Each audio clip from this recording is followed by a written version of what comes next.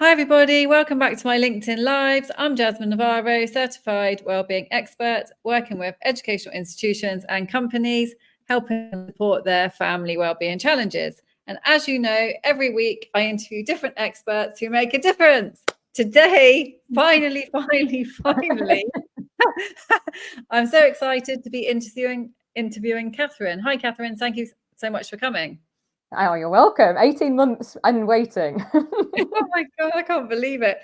I'm so glad you're here now. Can you tell us about yourself and what you do? Yes, of course. I'm not known for my succinctness, so it might not be a short answer. But yeah, I wear many hats, like lots of people these days. I'd say first and foremost, I'm a mum. That's my most important role, and it's absolutely integral in my career journey. So I kind of can't separate those two roles. It is part of my life and my career. My own children literally inspire me on a daily basis, and Watch Your Strength wouldn't exist without them. I know it wouldn't. So obviously Watch Your Strength, as you can see on the title below, I'm sure we'll talk about that at some point during the next half an hour, but it's the business that I started 5 years ago. In fact, in 2 weeks' time, it turns 5. So that's super, super exciting. So the celebrations to come. So if you connect with me on LinkedIn, look out for that. But yeah, basically what I do is I create strength-based resources to empower people to recognize their own brilliance, I suppose is the best way of putting it. I also run workshops either with young people or with educators using a strength-based approach. I'm also a passionate career development professional. I've worked in the careers development field for nearly 20 years. And the photograph that you used as the sort of promo for this, you might have noticed that this t-shirt is emblazoned with this hashtag, so much more than talking about jobs. And I'm the co-architect of a global movement with the wonderful Bella Doswell. And using that hashtag, we've sort of created this sort of movement to try and raise awareness of what career development professionals really do, and the fact that we are so much more than talking about jobs. So much of it is about developing people's self-awareness, including recognizing their strengths, which obviously is a huge part of my job. So all the various roles that I have, all the sort of woven together. But as well as the stuff I do on my own, I love to collaborate with people, and I've been really fortunate over the last few years to collaborate with some incredibly inspiring people.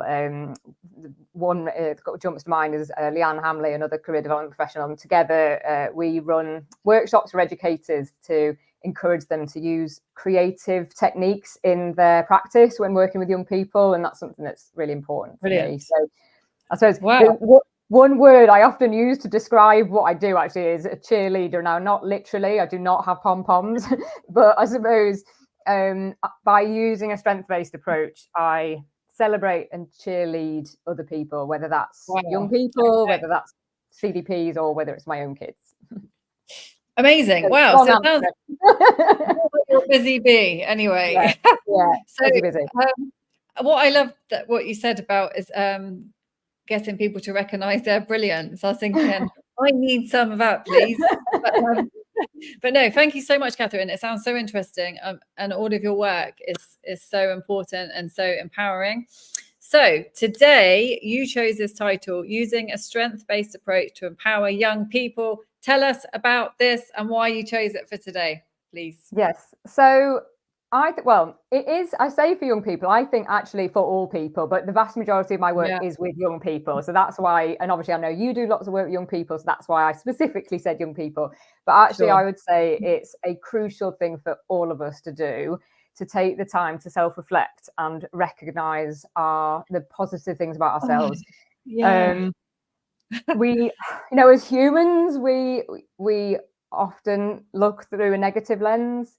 There's all sorts of reasons for that. Negativity bias, inner critic, there's a whole host of reasons why we do it. And we have to work really hard to try and counter that.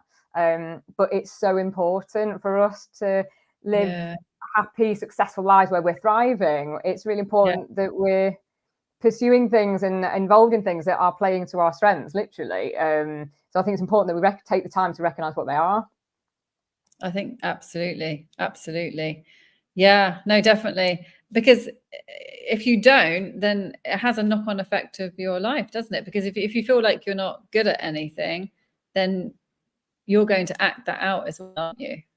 Yeah, well, it's that self-fulfilling prophecy almost. If you listen to the negative thoughts enough, whether that's your inner critic voice or whether it's societal messages or the system you're in, whether it's an education system or a toxic workplace or whatever, if you're only getting negative messages, then that's the way that you'll start to believe that and that's the way you'll live your life. But if we have looked through life through a strength-based lens and a positive lens, that can be where it then brings us joy and we're much happier in what we're doing.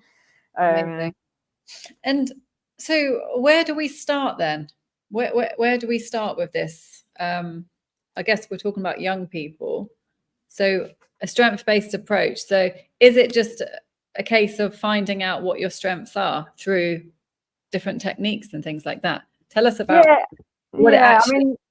So there's as humans, we really overcomplicate things, don't we? We make things really sort of complicated and wordy. In its absolute simplest form, using a strength-based approach is focusing on what we do well. That's it. What we don't know. Right. Okay. So there's loads of different tools you can use. Obviously, I'll talk about the one that I've created, but there are so many different ways of doing it. But one thing I would say is actually it's a mindset as much as anything. Yes, there's tools, there's physical things we can use, there's assessment things we can do online, but actually some of it starts inward, and it's our own mindset and focusing on what we can do rather than what we can't. And actually there's have you come across the work of Temple Grandin? No, I don't think so. Right. There's a really good film biopic. Is it biopic? Is that the word? About it. Look at it. I'll put it in the notes. Amazing. Yes. Loads for the neurodivergent community, and actually a strength-based approach is really powerful for neurodiversity.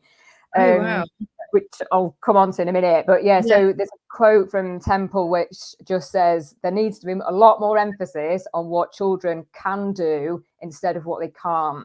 And I think if we individually do that for ourselves, but we as a society, as educators, as teachers, as parents, as carers, if we approach our young people in our lives with what they can do and fill them with messages that feed that self-belief of they can do, they are capable, they can achieve, they have got these unique set of strengths that are different from other people's, and they're worthy of celebration. They might be different from the other person's, but they are just as valid and just as worthy of celebration.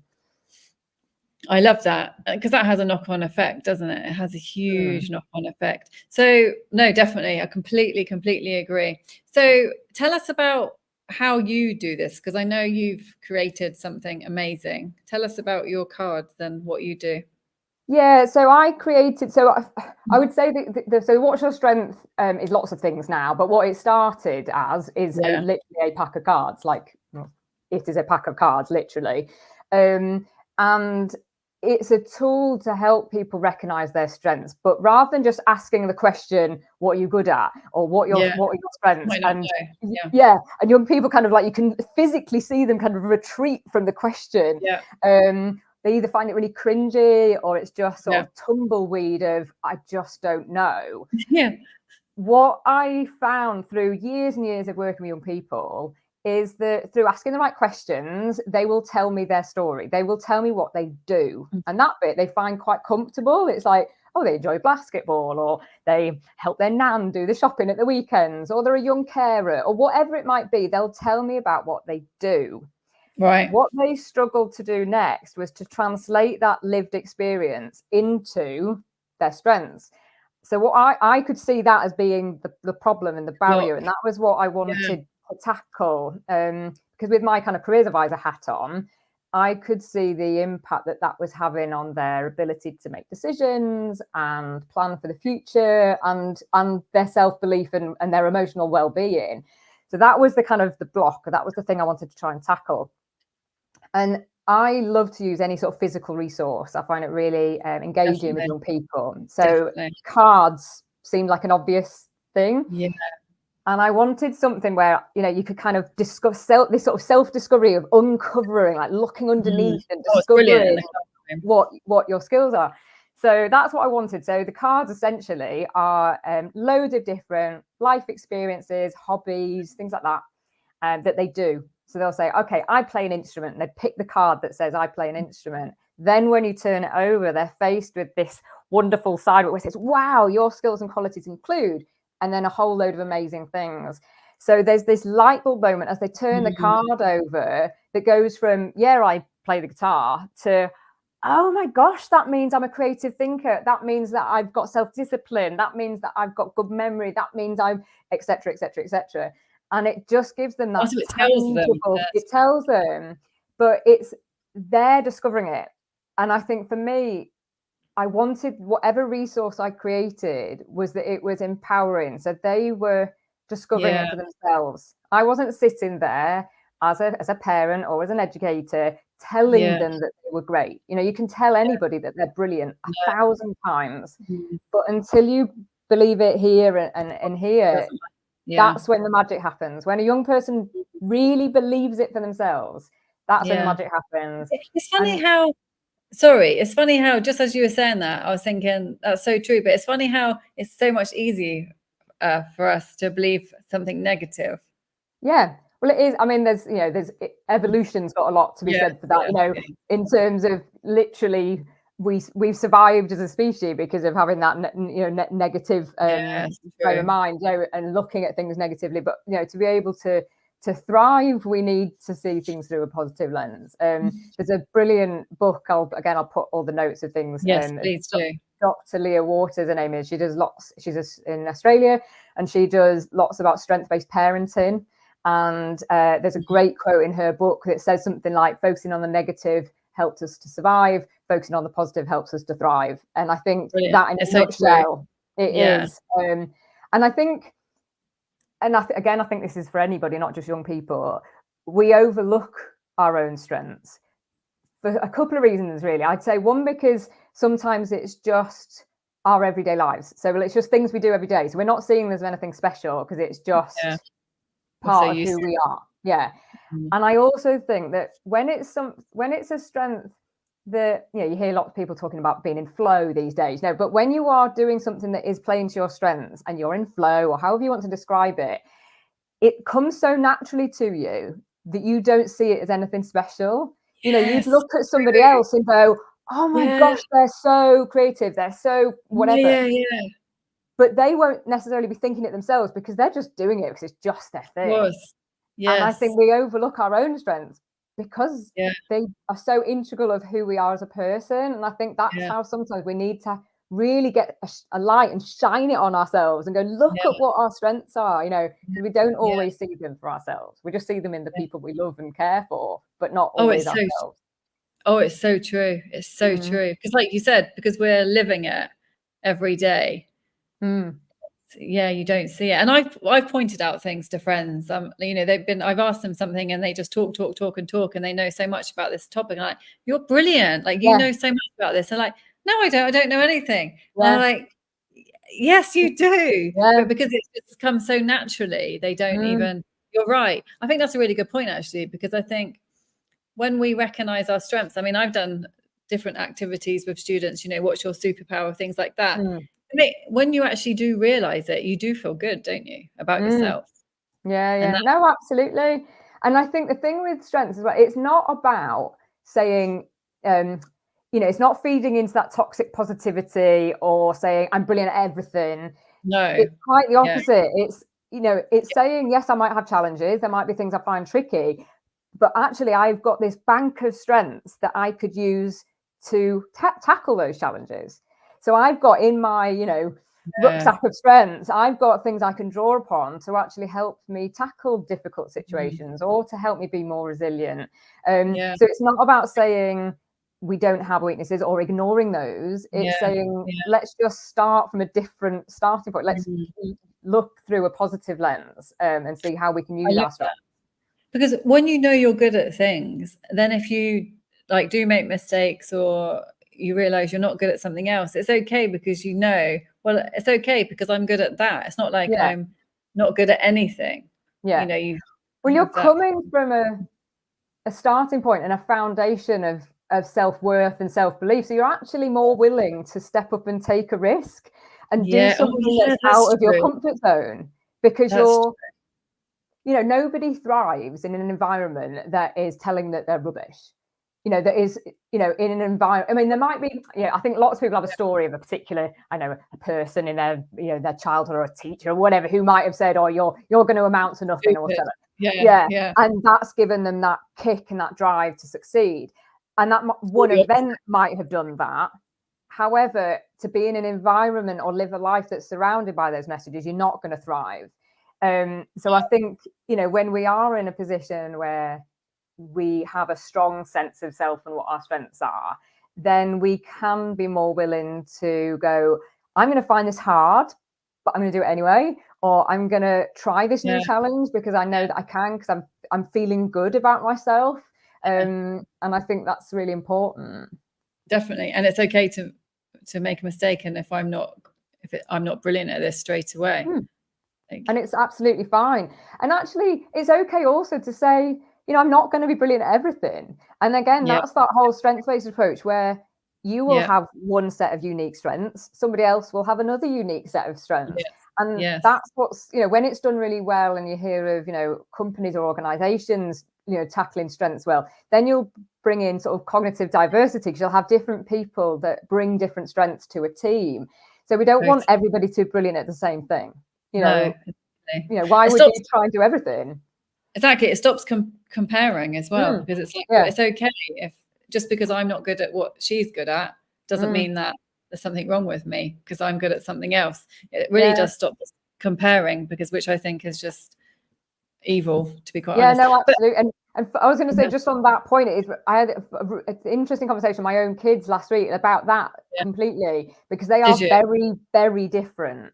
And they often, we were talking about a particular thing that one of them was doing, so 10 and 14. Okay. So one of them is very, very confident, like on stage, performing arts, that kind of thing. The other one, it's their worst nightmare. She was commenting on like how like brave and courageous she is, and like, you know, how can she do that? But actually, in her world, the courage that she shows when she's doing physical things, like she's an exceptional climber, like she and that kind of thing. I was like, if you got the other one to stand at the bottom of a climbing wall, she'd you know, run off and hide. I was like, you both have courage, but in a completely different way. And I'm glad that you're different. I love that you're different. You know, I wouldn't want you to be the same. I love that. And you're showing strengths in completely different ways. And I think, you know, when we're doing anything as a group, it's so important that we bring our own strengths to that. And that's where we have the most successful teams, isn't it? When we all bring a different, unique talent or a unique strength. And I think what you said as well is really important, like as a parent or as a teacher, to say that to your children and students. Hey, you know, it's okay. Because I think children need to hear this.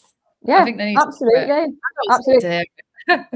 You must, I'm sure, well, you might not have done, but have you come across the late great Sir Ken Robinson? Oh yes, I have. Amazing man. Amazing. Anybody that's just incredible. Like if anybody watching this hasn't heard him, look him up. Watch his TED talk. He's amazing. But there's an incredible book. Let me see if I've got it to hand actually. It's about creativity. Imagine if this is amazing. It's well loved. But in here, he says something about, how does he put it? Something about talent expressing itself differently in different people, something like that. And, you know, it's true. You know, we all, you know, how one person expresses a strength or a talent will be very different to somebody else's. But again, they're all worthy. Amazing. No, he's amazing. No, I love that. I love that. No, but, and what do you think then? Like you said, we don't thrive when I can't remember what you said, but when obviously people are calling us stupid, we don't thrive. I can't remember what you said. So what do you think about criticism then? Because I don't think it's good at all. But what do you? Depends on the way it's delivered, I suppose. But also, what would be the purpose of it? Like, what's the message? Why is it being delivered? So, because even I mean, the word criticism implies that there's a negative side to it. You're going to be critical towards something. Whereas if it's looking at learning opportunities or ways of growing, I think that's even down to the way you would. Yeah, do you can see what I was? So I think I'm not saying ever say let's have a look at how you could improve something, but I don't think I'd ever say, right, I'm going to critique this. Why did you do that? It's wrong. Or something. Yeah, and I think actually, that makes me think of what I said earlier about the strength-based approach being so important for neurodiversity, because in the past, neurodiversity has always been looked at through a deficit model. So it's been what people have, the challenges that they've got, the problems they've got, the disorder, the condition, the problem. And it's been almost medicalized in the sense that it's looking at the problem that person has. Now, fortunately, things are changing. By no means are we there yet, but using a strength-based approach with a neurodivergent young person, what you're then looking at is their unique set of strengths and their different, so neurodiversity, their differences, the different way that they think, the different way that they approach the task. So you're not saying you're a problem or your condition, or you're actually saying, yes, we recognize that there's things you're going to find difficult, but actually you've got this really unique set of strengths that you're bringing to your life and your situation. So how can we utilize those? So it's giving, so I mean, in the Watch Your Strength packs of cards, there is a neurodivergent card. And I put that purposely in the pack because I didn't want it to be like, yay, isn't it great? Neurodiversity is brilliant, because actually there are challenges associated with it. But it's bringing equity to that conversation. So it's not just saying having neurodiversity is a challenge, it's a problem. It's saying, yes, I see that there's, there might be challenges, but actually there's some positives that come with it too. And actually there's a uniqueness to each of those people and the way that they think and what they could bring to a situation. It's so interesting, isn't it? And it's so, when you think about it, that for years we've been focusing on, like you said, the challenges, and didn't even realize it actually. That must have caused a massive upset. I mean, I don't know, I mean, obviously every country education system will be slightly different. I don't know what you've got over there, but in the UK, for any young person with a special educational need, there's something called an EHCP, an educational healthcare plan. Now, in that, there is an opportunity to say about what a young person does well. And I had a lovely story from somebody just local to me, actually, who'd been using her Watch Your Strength cards in those meetings with the parent and carer and their child. So rather than this document being all about the problems and the challenges that we're going to face, it was actually, let's have a look at the strengths that they've got and let's put those strengths into the plan so we can look at what strengths that they've got and how they might use those. So I think celebrating that diversity, celebrating that uniqueness, celebrating the strengths that a young person have is just crucial, particularly when so many of them are in an education system that is telling them what they can't do, or what they haven't yet achieved, or what grade they haven't yet got to. They are so much more than grades. Every young person has got so much more to give to the world than a piece of paper with grades on it, and they need to know that. Exactly. And hello everybody who's joining. We've got lots of people on Instagram. If you have any questions or comments, please let us know. We're always interested to hear from you. Lots of people on Instagram there. Right. Yes. So no, Katherine. Yeah, exactly. I agree with everything you're saying. So we're running out of time. We've got about 5 minutes left, but what else can we do? Imagine if there's parents, teachers at home, and, they've spotted, or with their children or with students in the class, feeling very negatively about themselves. They don't think they're good at anything. They're thinking, what's the point? Why bother trying? I get everything wrong. I'm stupid. How can we use the strength-based approach to empower them? Yeah, I would start off by something that brings them joy, an activity that they enjoy, and that can be anything from archery to video games to gardening to football. It really doesn't matter. Start with that and let them be the expert. Let them tell you, let them teach you. Amazing. You might not be remotely interested in whatever it is. Maybe it's Minecraft. You could not care less about Minecraft. That doesn't matter. Put your opinions aside. Let them be the expert. Let them teach you. And let them be the storyteller. Let them be the storyteller of their own lives. Start with something that they really love. And yes, they might be talking about, like I said, let's say use Minecraft as the example there, some kind of video game. Actually, if you really listen and really just let them do the talking and you listen, you will hear strengths.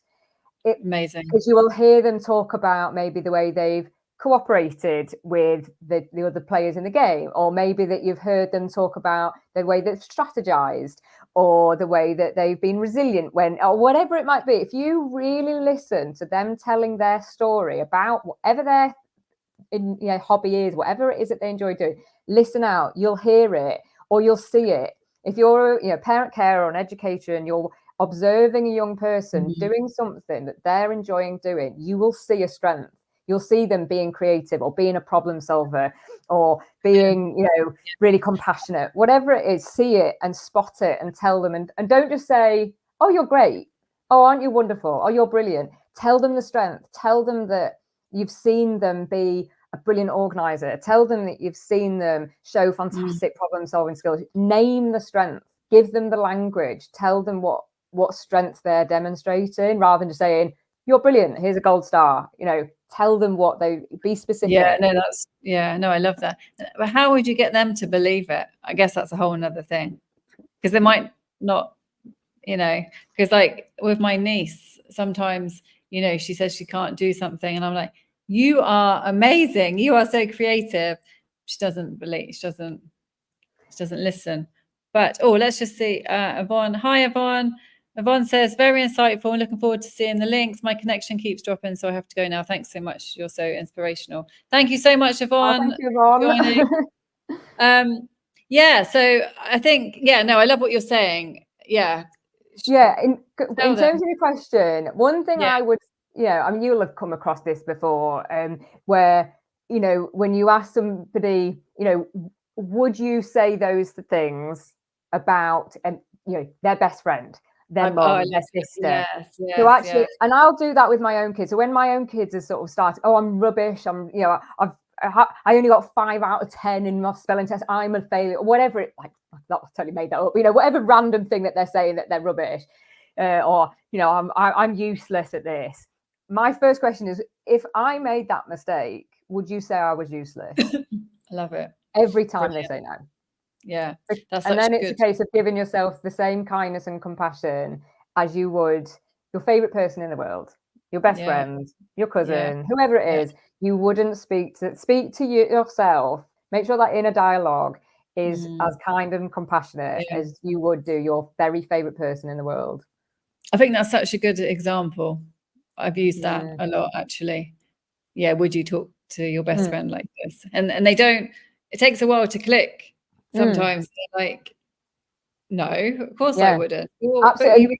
Yeah. And when it is that, of course I would, it's almost like a horror of like, no, well, of course I would. And then it's, well, why wouldn't you? And then it's, well, it make them feel terrible, and et cetera, et cetera. And it's like, so that's what you're doing to yourself. No, brilliant. No, I love it. Thank you so much. It's like with anything. You don't go to the gym once and come out with a six-pack.